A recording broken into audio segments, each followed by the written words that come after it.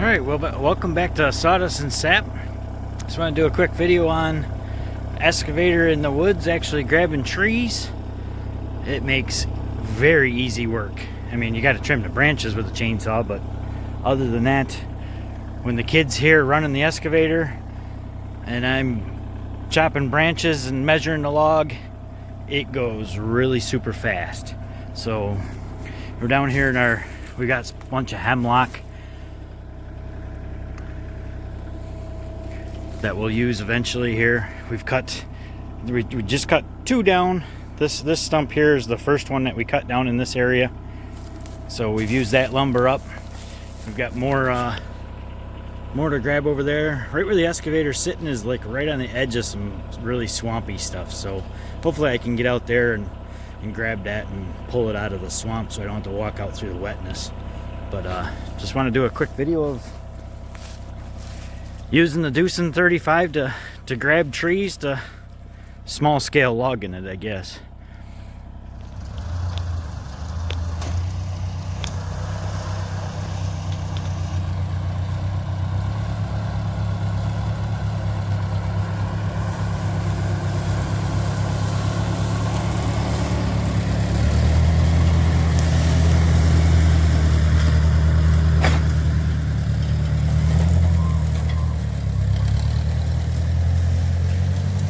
We only get out of here one at a time, but we have to cross a creek right over.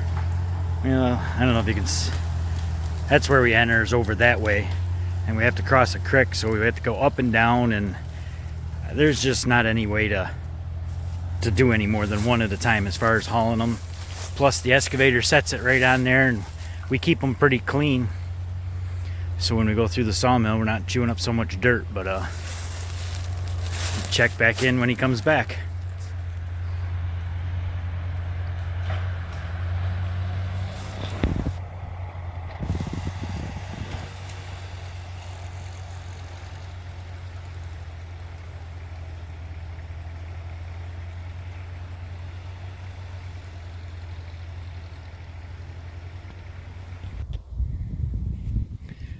All right, so we finished bringing the logs back yesterday. I just wanted to end this video showing what we brought out.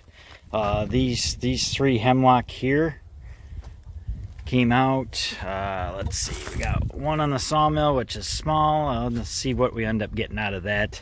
I don't know if that was worth bringing out.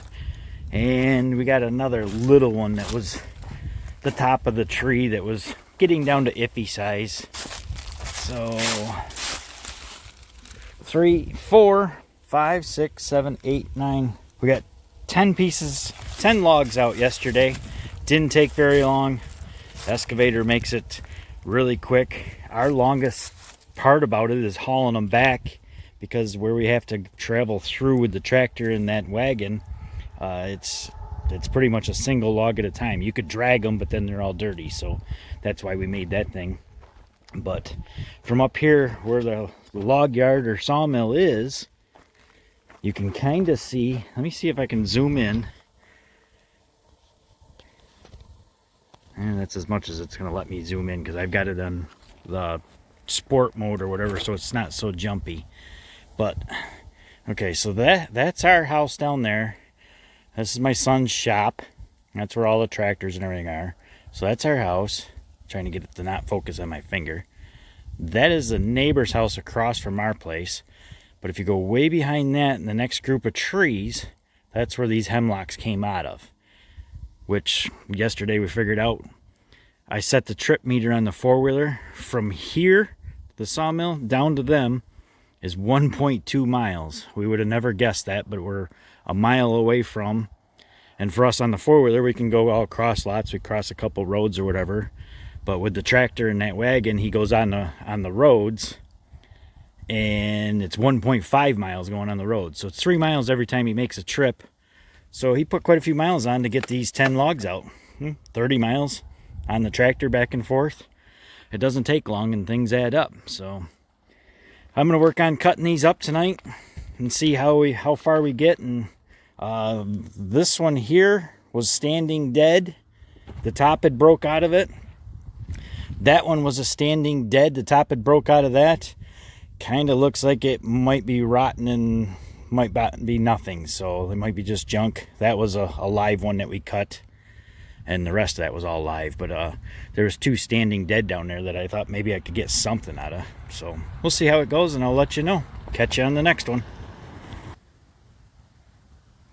All right, so 2 evenings of cutting after I got home from work. We got, I don't know how many layers, let's see, looks like 5 layers of wood. I wanted 10-inch wide boards and battens.